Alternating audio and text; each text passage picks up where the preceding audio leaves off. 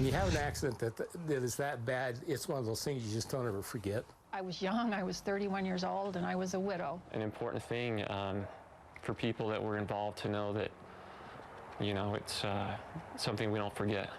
A fatal car crash 35 years ago sent several lives in different directions, but they never forgot. 3 people shared the tragedy recently, reunited to remember, learn what happened, and see how they're doing today. News specialist Jed Bull has the story.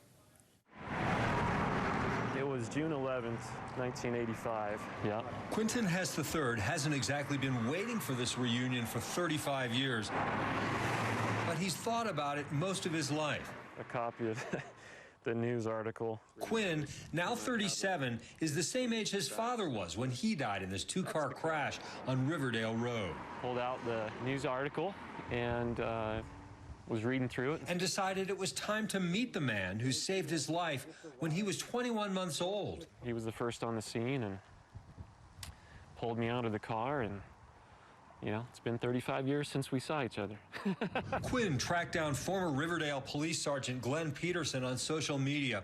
And this is, I believe, Glenn here. And met him at his home in Weber County. Quinn's mother, Kim, came too. Hello, Glenn. How are you? I am good. I'm so good. It's so nice to meet you again. Nice to meet you again. Oh my gosh. It's been a long time, huh? It has. We're just so grateful for you and for your service. I just, you know, done my job. That's Yes, all. you did. Sergeant Peterson got a better look at the family, while Quinn got to examine the original crash photos. That's your dad's car. A mangled mass of metal. It was quite an impact. Yeah.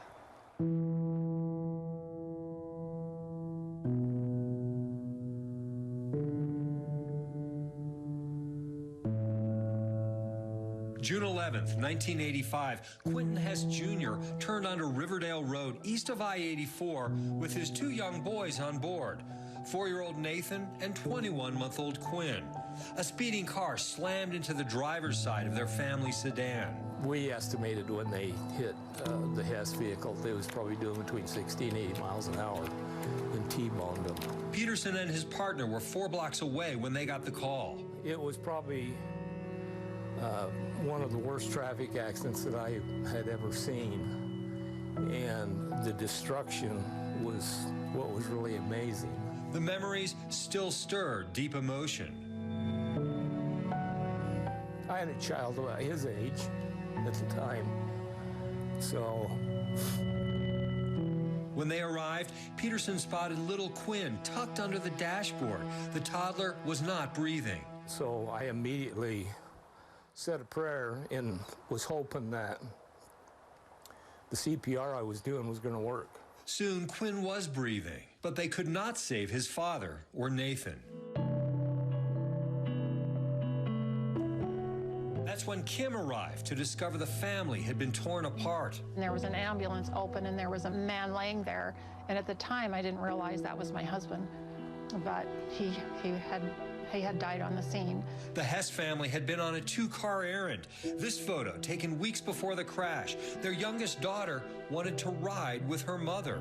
I got home and nobody else showed up, and he was right behind me. She asked her daughter where she thought her dad was. She said, I think I saw him get in a crash because there was lots of smoke when I looked out the back window. I was young, I was 31 years old, and I was a widow, and I had to bury my 4-year-old, my husband, and I had a baby in the ICU. But she stayed strong. Your kids matter. I just felt so grateful that we still had Quinn with us. The officer thought about that little boy over the years. I really just kind of wondered what happened to him and his mother and the rest of the family after the accident. We've kind of adjusted pretty well over the years. Peterson was glad for the reunion, too. He retired in 1999 after 25 years wearing the badge. I like being in law enforcement and trying to help people out. It's so joyful to meet Glenn again, see he's doing well, tell him how much we love him, and thank him for his service that day. For bringing